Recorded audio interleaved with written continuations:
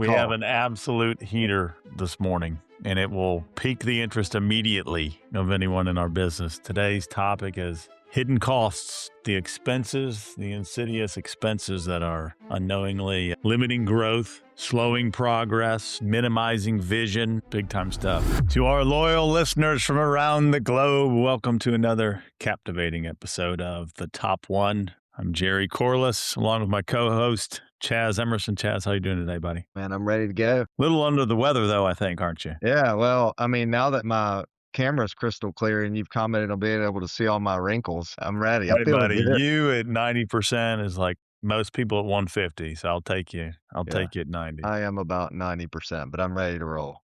Chaz, Talk about some hidden. any immediate thoughts on your end? Man, no, I'm ready to roll. I think, we talked about the 5 phases of an advisor, and we're going to talk about these different hidden costs. And some of them it will hit harder depending on what phase you're in, but they're there regardless. And it's great to be cognizant and aware of them as you grow your practice, I think. And we're going to break these down into categories, right? So first, we're going to begin with hidden costs that are related to mindset. And essentially where we're going with this is there are almost two schools of thought, a predominant school of thought in our industry because we're financial planners that take people through budgeting processes and systematically save money. At least in theory, that's the job and to some degree the DNA of the financial planner. And so the resultant thought are things like we need to really limit our expenses. And with that mindset, there can be a misunderstanding between what are actually expenses versus things that are investments, and also a misappropriation between the dollars that something costs and the value of time that the advisor gets back. And so I think we'll talk through a few of these things. And Chaz, I'll just kick us off by giving a simple example. And this is truly just an example. If you love to cut your grass, by all means. But there are many financial planners that mow their own lawn. And the question is, if you spent those 3 hours, 4 hours, 5 hours, however big your lawn is, doing more financial planning work, is your hourly rate as a financial planner greater than the expense that you're paying to have that service performed for you? And then this is going to cascade through a number of other topics. But any initial immediate thoughts on that one, Chaz? And we're not even 4 minutes into this podcast and you're already picking on me. So here's here's what I would say when it comes to these. I think there's extremes, right? We want to be good stewards. Amen. Yep. I tend to be on the side of being cheap, and Jerry tends to be on the opposite extreme of that. And so we've really been able to help each other, I think, over the years find that happy medium. And so, for example, I cut my grass for a lot longer than I should have. And for me, in one sense, it was sort of an escape. And, I enjoy working with my hands and being outside. Man, I began to change my mindset about 10 years ago, and it has been a game changer of what is the highest and best use of my time. Amen. And it's not only within your business, but it's also your family and other avenues relationally. But yeah, I totally agree. You should not be ironing your clothes. You should pay someone, the dry cleaner. It's another great example That is correct. on a much more granular level. Yeah. And so, where you see this also directly in the business itself and where it truly is, open up this podcast and there's a tone of humor. But in all seriousness, you really do see when this takes on its worst form, you see people that have been in the business for a decade or more and they don't have administrative assistance because they can't afford, air quotes, cannot afford to pay an assistant. And the reality is that has completely capped their growth. You don't see top 1% advisors that do not have administrative assistants. Can't afford not to. Don't be cheap. That's one of the things I wrote on here is even waiting to hire. That's right. That's right.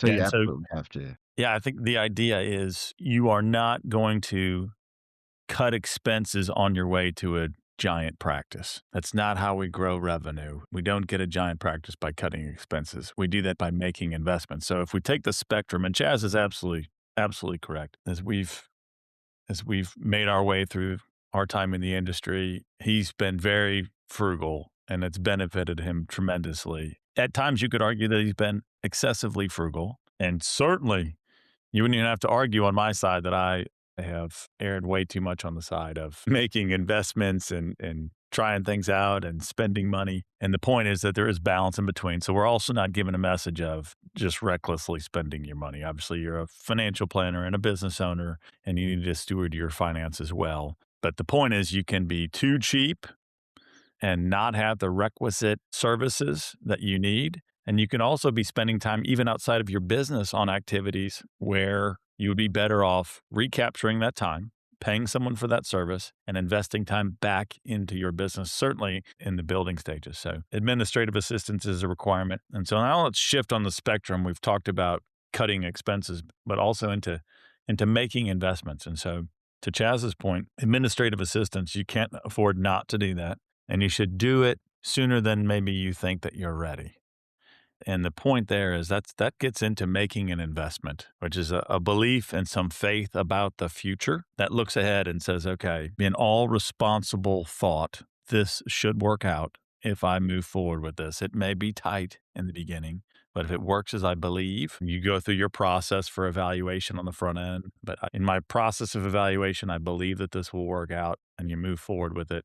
You make an investment into your practice to expedite the growth. So now we've moved from cutting expenses for services that you really have to operate, and to now you're thinking more about what investments can I make to expedite growth, administrative assistance being one. And then I would offer, we're going to get into things, but technology related investments. Chaz, but do you have any comments on that? Yeah, I think you oftentimes have to spend money to make money.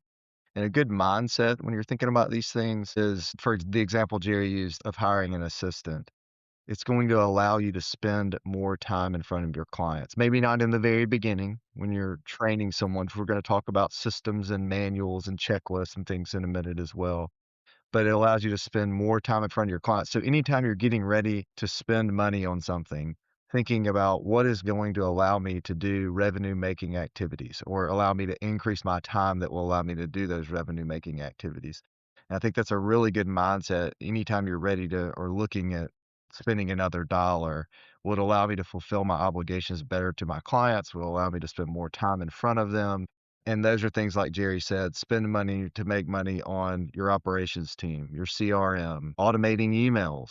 You know, we have touches we'll talk about, like with your clients, so having that automated and other technology for sure. Yeah, and two more pieces I just want to mention before we move on from the mindset category of this topic. One is in personal development, and I almost can't say enough about this, right? So if there's an investment that you make that you cannot see an immediate dollar for dollar return, it's on personal development. So think things like books that you buy and the time that you spend to read them, to coaching programs that you enter into, to seminars that you may go to, clinics and things of that nature. But Chaz and I both have invested in these things through the years. I'll be on a soapbox for just a minute and say a number of people have asked us about resources for growth and where right thinking comes from. And a lot of these things are in books and have come from business coaches. And then people may not take the time to read those books, and you have to invest in personal development. There is not a,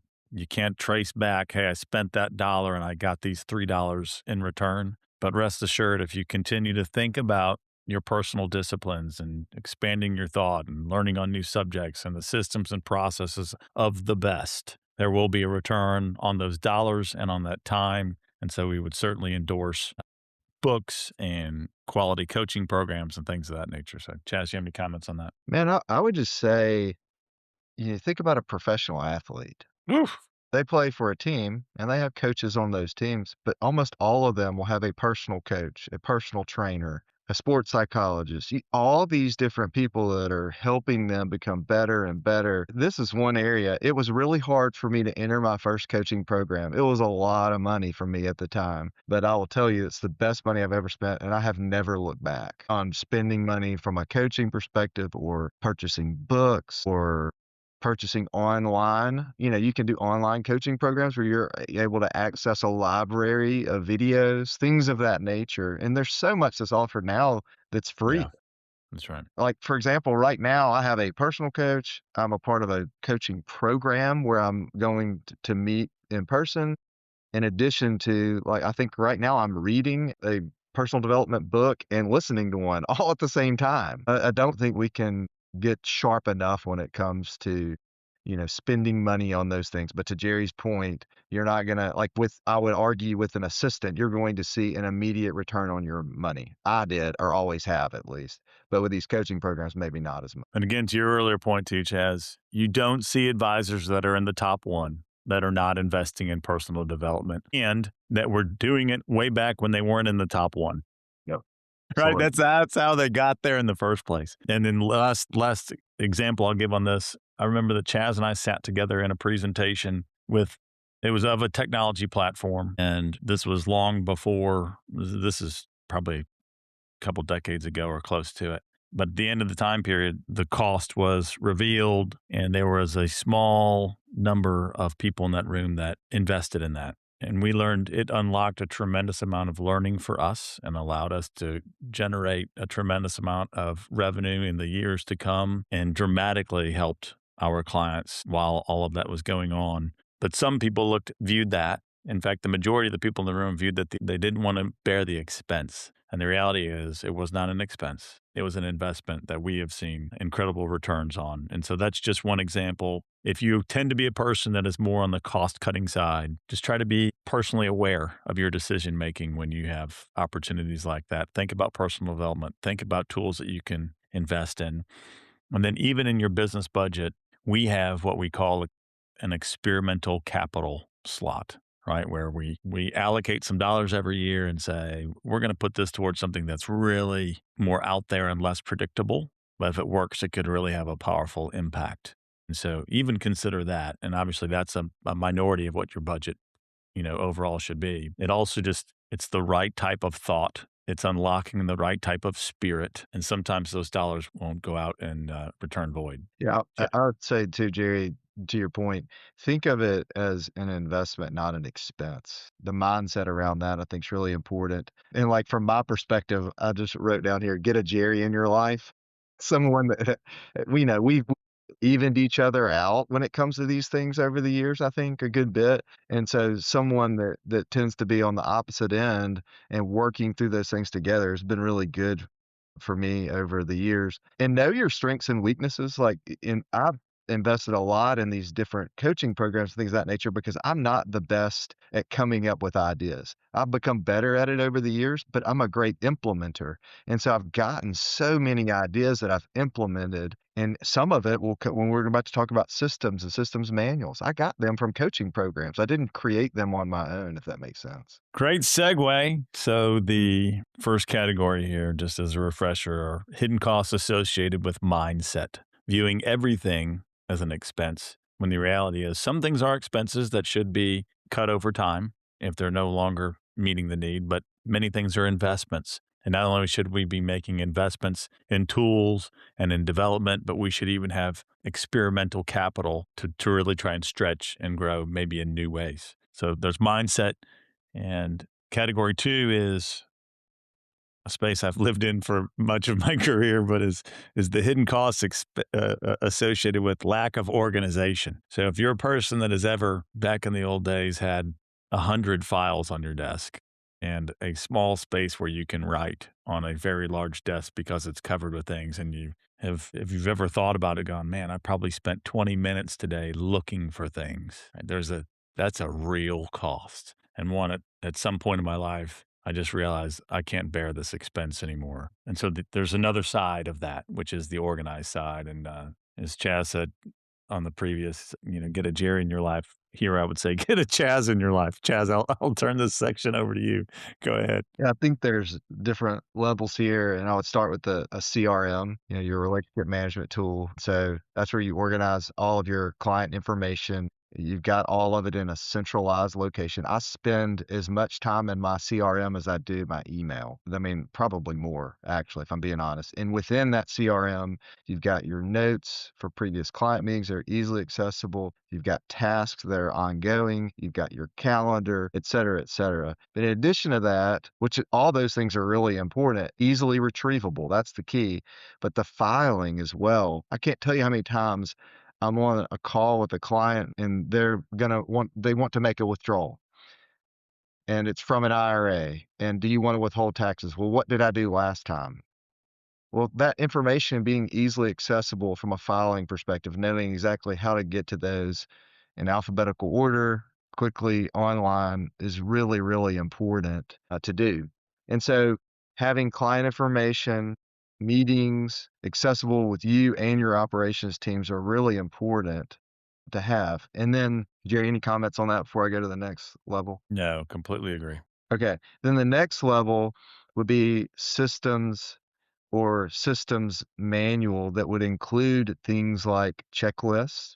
So I have a review checklist. We've got a new business checklist. We've got, et cetera, a checklist for everything that goes on in your practice. But that's organized in a systems manual so that if your primary staff member that helps with new business is out, someone can pick up that systems manual and know the exact steps to go through to accomplish what's going on. Not only that, they go to your CRM and they see the tasks are there. They can read the notes that are documented every time, every stage of the task, so they know exactly where to pick up and what's been done.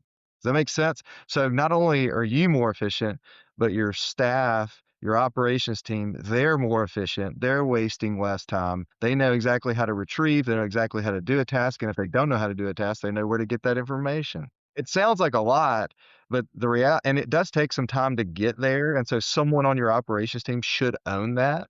They should be writing that information out, but you should be involved to make sure that the proper steps are being taken. Amen. So I'm gonna ask everyone who's listening right now to stop and ask yourself this. And do you find yourself asking, what should I do next? Or where do I find that? Either of those two questions often. And if you do, you have a problem and you're losing time to lack of organization. And the things that Chaz mentioned are keys to filling that gap. I would also mention the validity of checklists. It is incredible the time save and not having to think through what is needed to complete a task or a function or what may be needed for a meeting by having checklists in place for these things. If you have not read the book, The Checklist Manifesto, yet, we would encourage you as a development measure to read the Checklist Manifesto. It truly, definitely game changer for me and Chaz, I think for you as well. But it'll really drive in the importance of having simple checklists in place. They are the backbone of how the most complex systems operate in our society.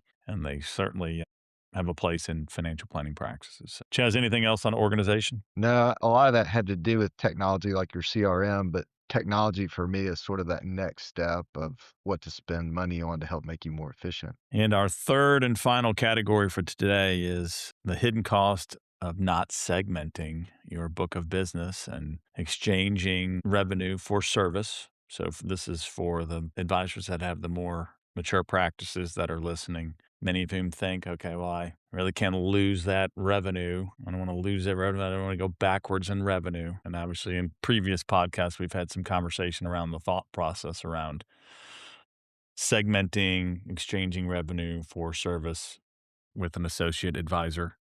But the reality is the loss is not in the revenue that's being shared with the associate advisor in exchange for service. The loss is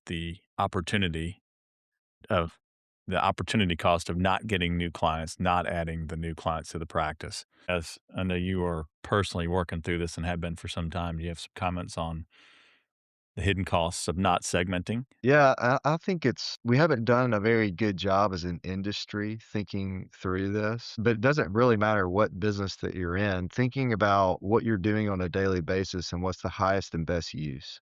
Amen. So we're not talking about like cold handing off clients to make more money. It's more like what is the highest and best use, and is there someone that could probably do a better job in that area than I'm doing anyway? And so some thoughts would be, first off, when we say segmenting your book, the first step of that is literally figuring out how many clients you have and how much you're making per household. So we would count a household as a client, not individual accounts, but the actual household itself. And then figuring out where is your average income per household or revenue per household, and figuring out, okay, if my top end is 25,000 and my low end is $100, my average is 3,000 over my 100 clients. I'm just throwing numbers out, but just to give you an example, we probably should not bring on another client unless they produce at least $3,000 a year of revenue. But then the next step of that is thinking about, okay, well, I've got 60 of my 100 clients are below that average mark. What am I going to do about that? And so then you begin to think through building out your team, having someone else to be able to hand those advisors off of to fulfill your obligations, but you're able to transition that trust. And what happens, and we've had other podcasts on this, what happens is you end up growing. It's counterintuitive. So what you're telling me is I'm going to hand clients to someone else to service and take care of, and my revenue is going to grow. And it happens or I shouldn't say almost, every time we've experienced this with other practices, including mine, and we found the average growth that year is 30%. It's wild what it does. So you're able to service more households. You're able to become more efficient, and it frees up your time, and there's growth that comes from it. I mean, it's a win-win-win situation. Any thoughts on that, Jerry? Yeah, I think that you said it very well. We're bumping up here on time, but my closing thoughts, and then I'll turn it over to Chaz. But in summary, Chaz said it very well. That this conversation, these hidden costs are really about the highest and best use of time. And what you will find, I would say, if not universally, almost universally, is that those in the top one have invested in people and in technology. They have invested in personal development. They have invested the time it takes to become and stay organized. And then they practice highest and best use of their time in their actual financial planning practice in client work. And so if you're not aligned with that, those are significant hidden costs that may prevent you from ever getting into the top one if you're not there today. So if you're looking to grow, contemplate these things. That would be our encouragement. God willing, it'll help you on your path to the top one. Chaz, any closing thoughts? Yeah, I think, this is absolutely one of the primary things you need to think and work through to break to the next level. I mean, we've seen many, many advisors that just stop growing because they get to capacity. They aren't willing to let go, or they're not willing to hire someone else. And so you've really got to take a step back and work on your business instead of in your business, and figure out areas where you can invest. Don't think of it as an expense, but how do I invest to become better over time? And look, you may decide to make an investment to free up your time and not prioritize making more money. It's not always about making more money. It may free up your time to spend that time with your family or relationally, so there are other avenues to think of it. I would say cheap. You have to spend money to make money, let go, and then think of things like technology. One other quick thing, this is a complete side note, but like Jerry mentioned earlier, like you should never be sitting at your desk thinking, what am I going to do next? And so one of the things that I did is I got the to-do app on my phone. And so I've got that to anytime I have a task, I enter that on there. And so when I get to the point where I'm like, what do I do next? I pull up that app. I spent money on the app to do that. Not much, but there are little things like that that we can become more and more efficient over time. Yeah, I think my closing remarks here would be, if you want to get to the next level, you've got to start thinking about investing versus adding more expenses. Mindset, organization, and segmentation. Path to the top one. Thanks, everybody. Thanks, Chaz. Thank you.